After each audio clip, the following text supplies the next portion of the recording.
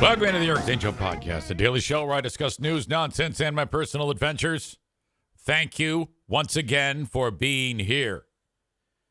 EZ, busy as a bee.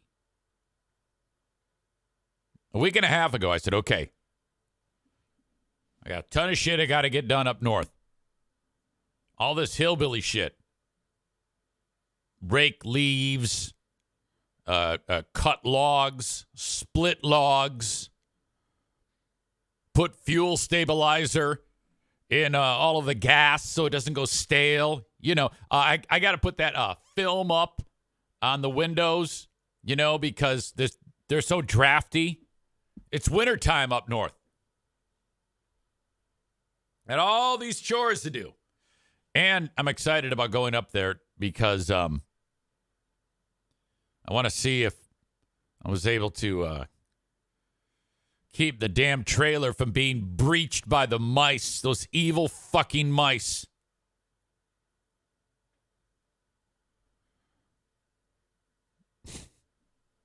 Linda writes, "Oh no, my Prime subscription expires in an hour. What do I do?" That's hilarious. I don't think Kenny is going to laugh at that, though. He doesn't like that. Anyway.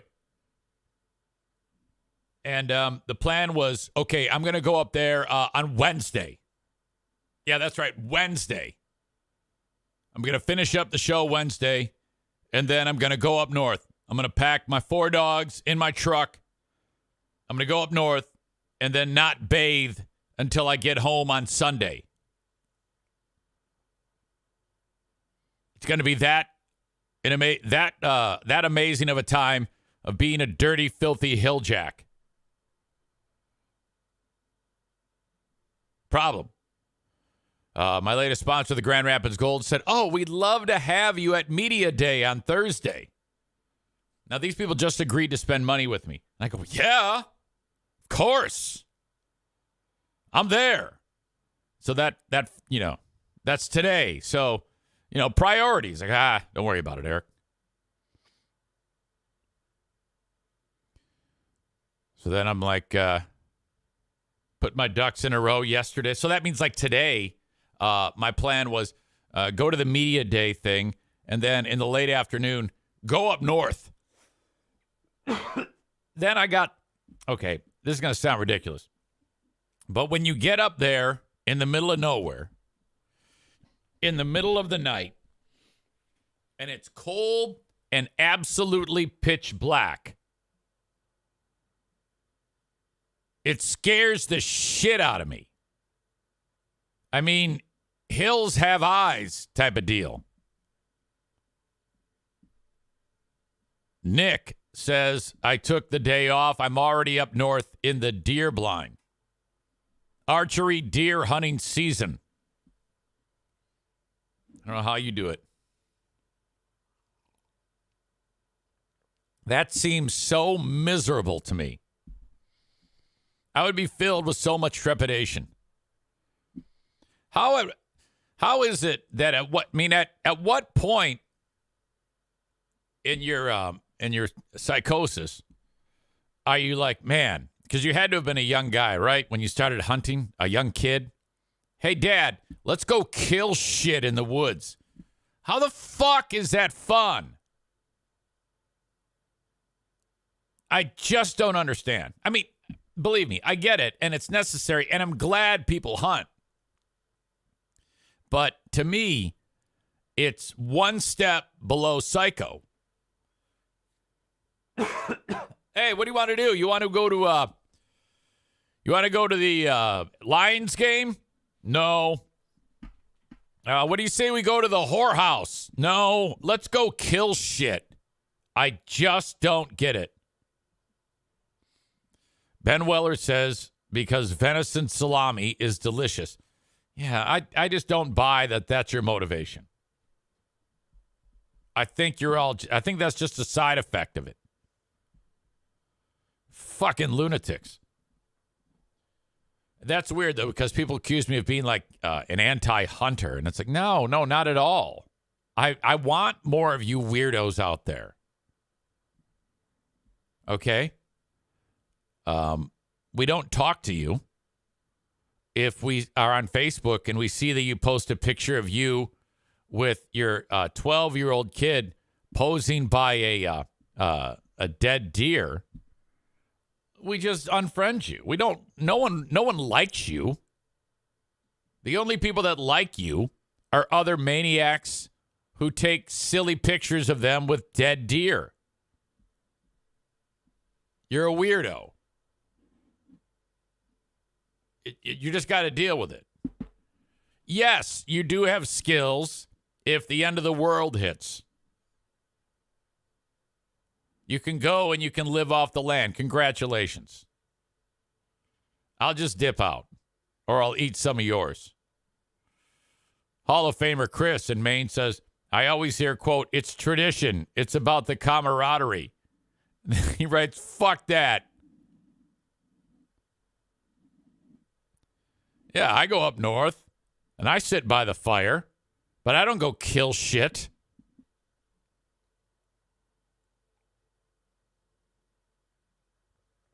Ben Wellis says, I don't actually hunt. I just make friends with hunters. I'm too lazy for that. Cole writes, hopefully I get a silly picture of me with an elk this weekend. Nick says, my parents did not hunt, and I do not post pics. I keep it out of sight from libtards.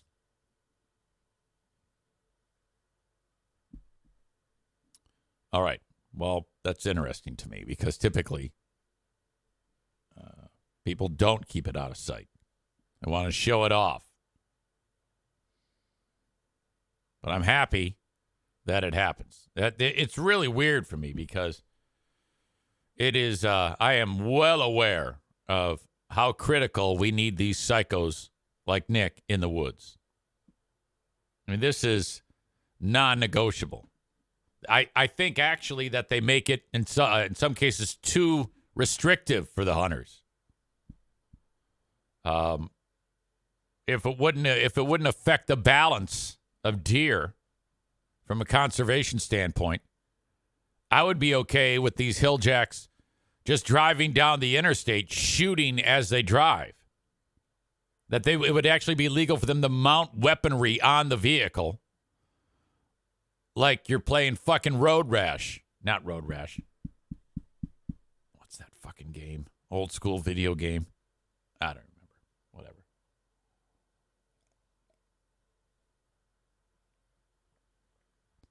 Linda says, Nick, are you making jerky to keep your doomsday shelter stocked? I don't think Nick is much of a doomsdayer. I think there's a song by Hank Williams Jr. called Country Boy Can Survive. And if you listen to the words of that, it's a fucking great song, by the way. Hank Williams Jr., in recent years, he's kind of been made into a joke because he got himself in some hot water. But that motherfucker, I love Hank Williams Jr. Nothing better.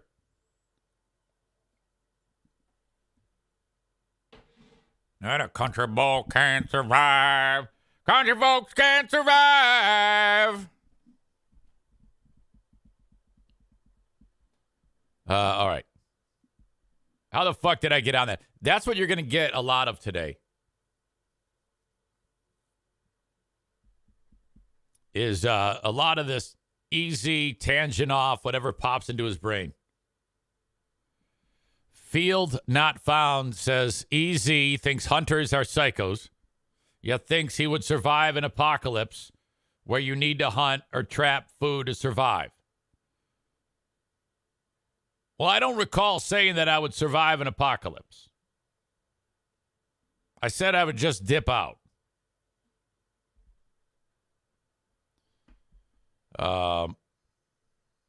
Chris in Maine says, before they found the main shooter, they closed opening Residence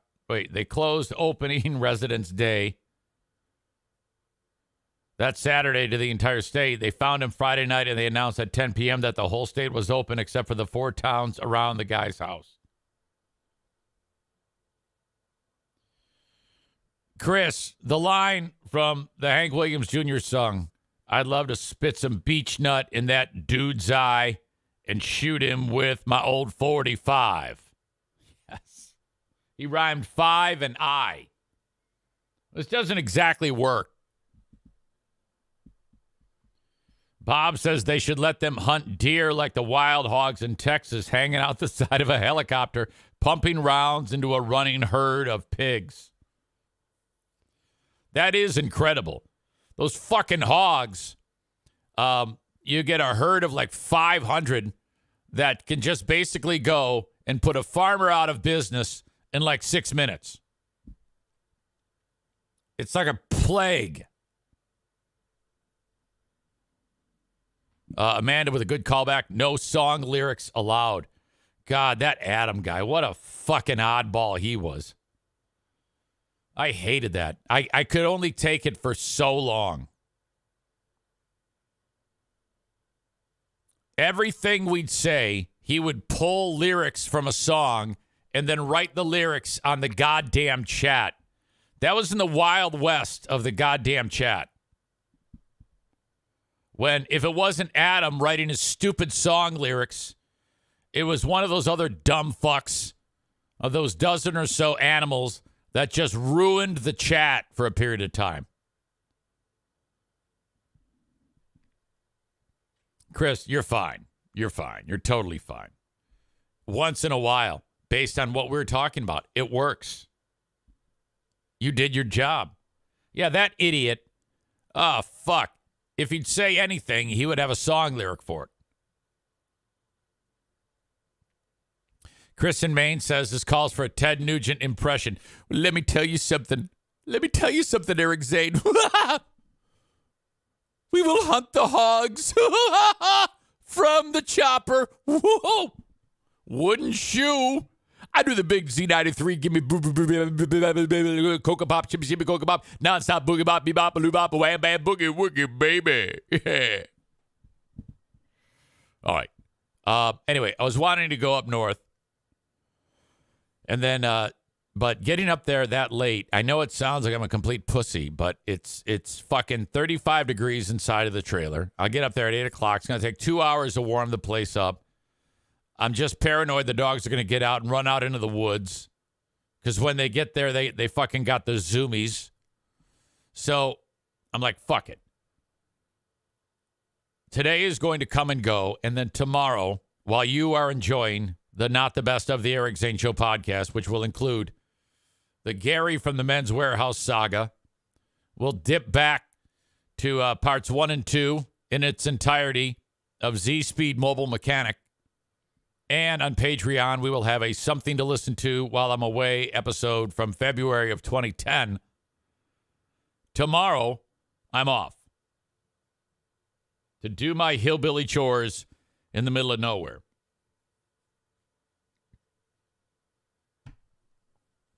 We're going, I think, with the lasagna, the Eric Zane Show podcast, Slaughter the Turks lasagna for Sunday with a nice salad and breadsticks. Oh, my God, my lasagna.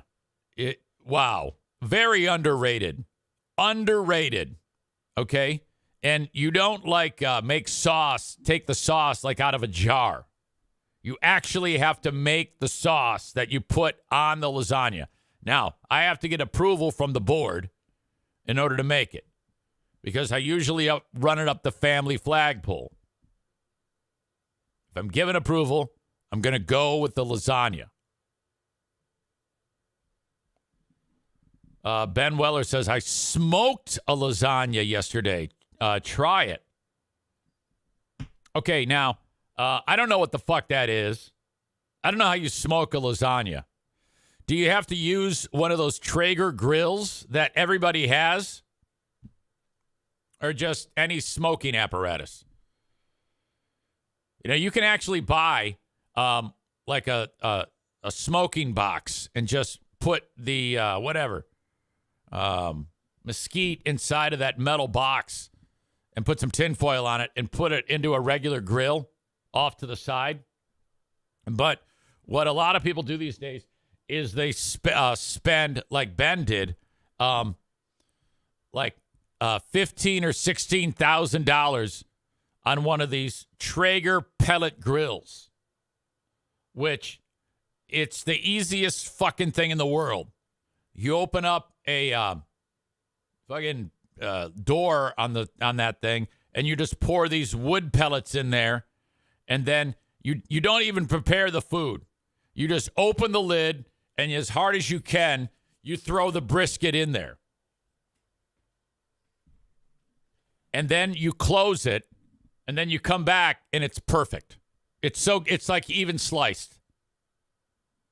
It does everything for you. It takes all of the work out of it. Joe Martinez says they are junk. Ben says he paid $350. Well, I'm not. Trust me. Everything I say is exaggerated. Chris says 33 hours of smoking for 5 minutes of enjoyment doesn't do it for me. My problem is whenever I smoke something outside of pull, when I smoke something, every bite is like I'm actually taking a piece, a Kingsford charcoal briquette, and just eating it. It's always too goddamn smoky. I can't handle it. Like if I buy whatever type of meat that some people might smoke, I'd rather just cook it and enjoy the taste of the meat than the taste of smoke. That reminds me of when I was in a chili cook-off before I knew how to cook chili. It was at the Bob. It was back in the day when at Cumulus, nobody was listening to the radio show. So I was concerned about being fired. So whenever they said jump, I would say, how high? And Lori said, yeah, you're cooking at the chili cook-off. You're going to have a table and you're cooking chili. And I'm like, God, it's like a Saturday. So I'm like, all right, I go all in. I prepare the recipe. I've never done it before, but I have to cook a large batch of it. So I have to get like a big fucking burner and a big pot. And, I scorched the meat, burnt it. So the entire batch is ruined. And it tasted like smoke. It tasted like it was burnt. Well, I still got to set up, so I finished making it, this tainted chili, and I start to serve it, and people are coming up, and in order to trick people, I got a sign that said easy, super smoked chili extravaganza. So I'm telling them that it tastes burnt, but I'm tricking them. And then I can't tell you how many people said, oh my God, how did you get this smoke flavor? And I said, well, that's a secret recipe and technique that I can't reveal that. And I just burnt it. Now, a few of the regulars who know a thing or two, I think it was Tony Gates, he knows about this shit. He goes, hey, baby, you burned your chili, eh? Oh, man, baby, you burned your chili. 97 LAV. And I'm like, yeah, fuck you. Everybody hates you. God damn. It was awful. It was fucking terrible. Young Adam Schwab says, speaking of the WBBL days, did you see Alan Bob's is going out of business? I did. I did see that. The guy who runs the place, Merle, he's the owner. He was quoted in the article as saying, yeah, I don't know anything about Facebook and how to, he doesn't know how to advertise. Okay?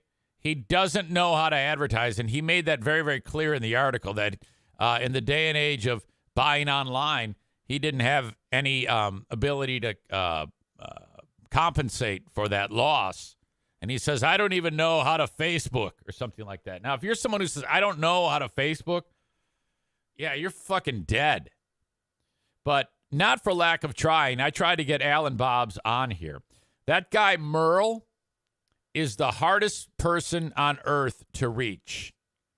And no matter what you do or say, he is not going to engage you. Like, I know him on a first-name basis. And I drove over there because I couldn't get him to pick up the phone. I've got his fucking cell phone. I would text, I would call, he would ignore.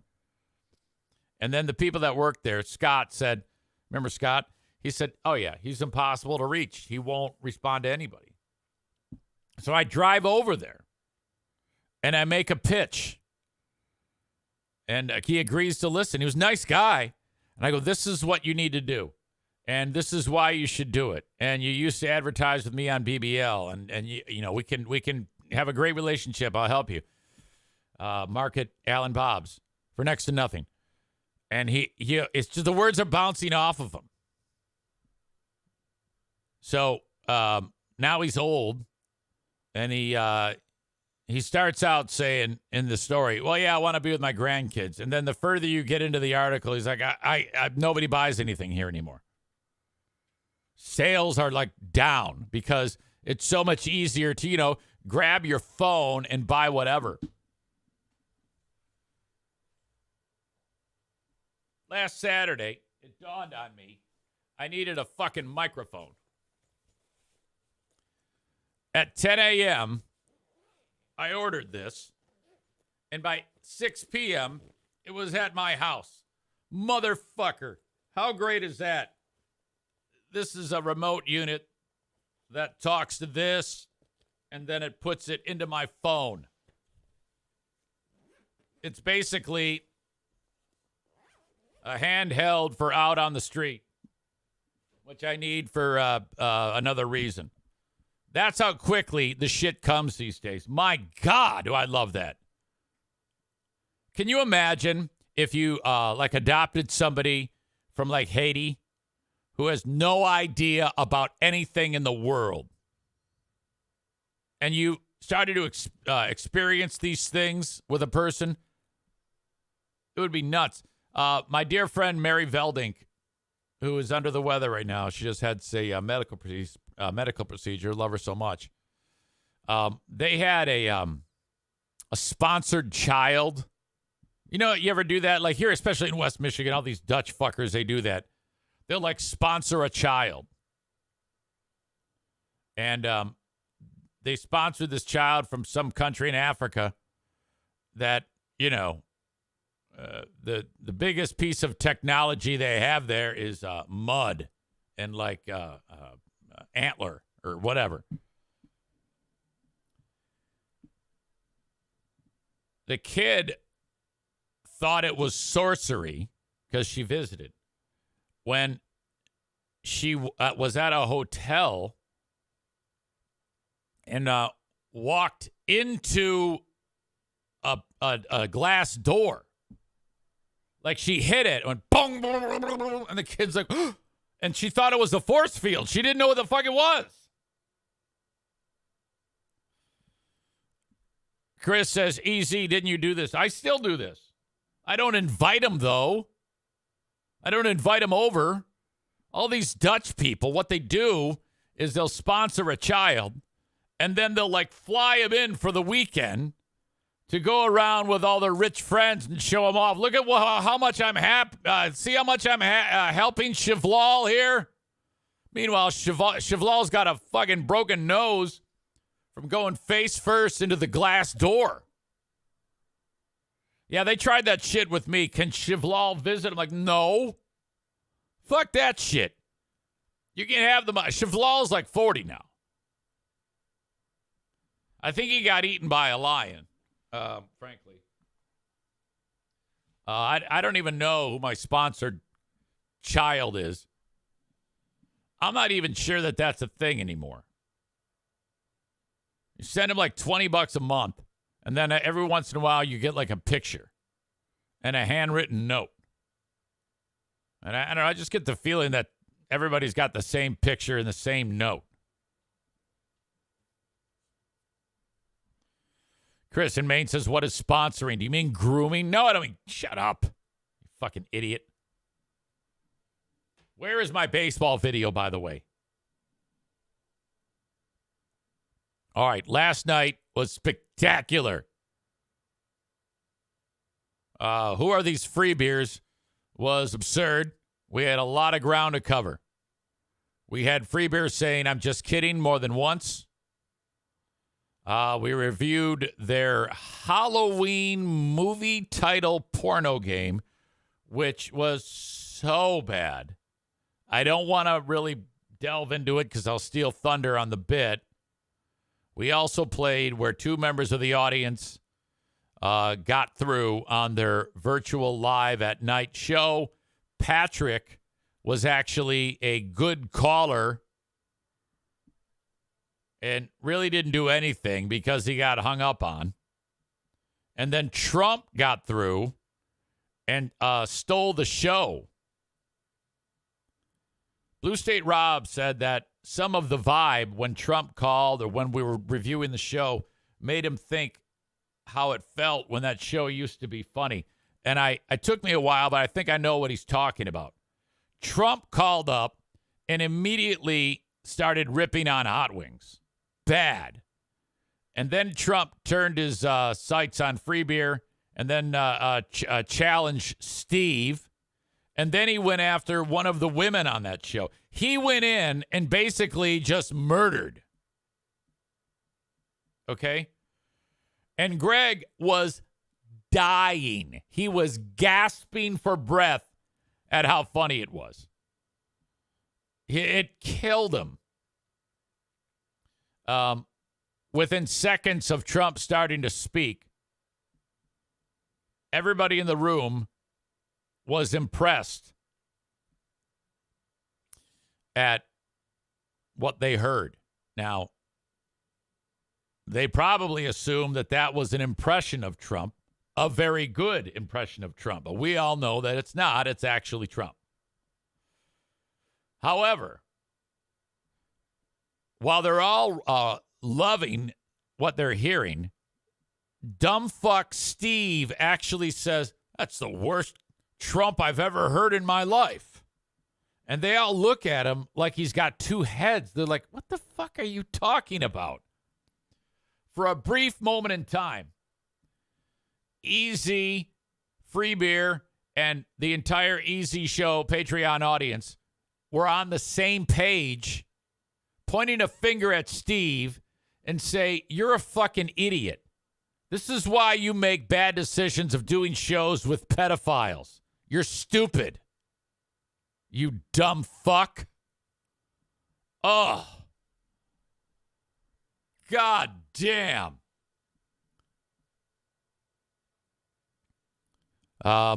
We then parked on a number of free beer joke bombs.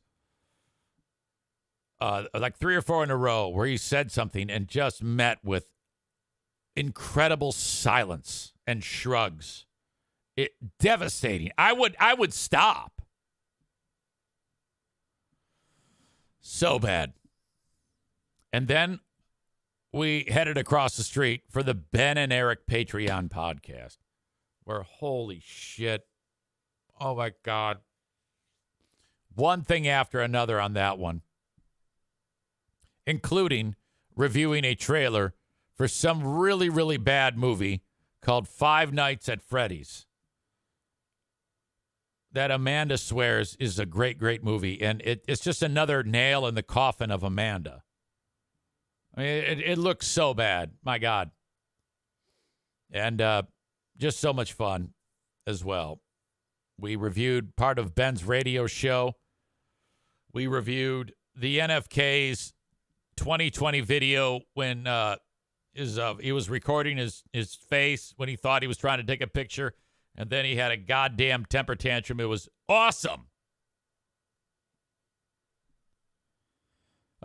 Aram says, Free Beer laughing at Trump laying waste makes me think Free Beer still knows what good radio is, but just doesn't do it. Wow, what a comment. That's spectacular what you just said. I love that.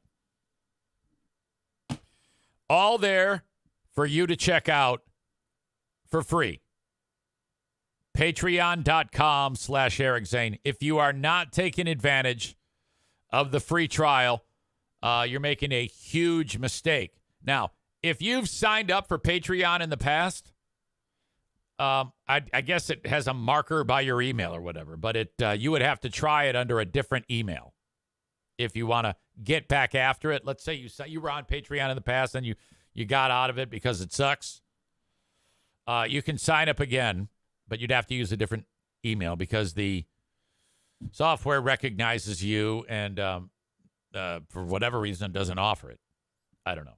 But for those of you that have never taken advantage of this or never been a Patreon in the past, it's free. So you just go to patreon.com/Eric Zane, put in a payment form, sign up. It's 7 days from the moment you sign up. You do have the option of immediately canceling it, and you still get the 7 days. That is there for you. But I trust that you'll like it enough that you will want to keep it going. If you do sign up like right away, the only version of these shows that I mentioned that's available are the $10 level live streams, live stream replays. But I am editing up the audio podcasts and getting them posted ASAP. That is the $5 a month level. So thank you. Okay. That's what's burning on your old pal EZ's brain.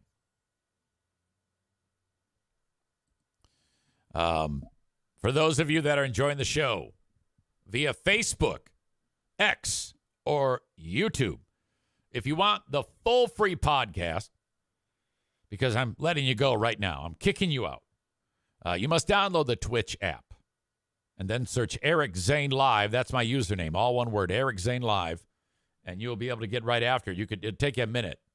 Or if you're on a desktop or a laptop, you can go to twitch.tv/Eric Zane Live. You can watch previous episodes that are on demand available for you. If you're just into driving around and listening to audio or working, listening to the audio podcast that's on any platform that you listen to podcasts on, just search my name, subscribe, rate, and review. Especially if you're on Apple Podcasts. That's kind of like the gold standard these days. If you ever want to say hello, reach out to me in the Shoreliners striping inbox. Eric@ericzaneshow.com. Shoreliners striping, they stripe parking lots. Eric@ericzaneshow.com.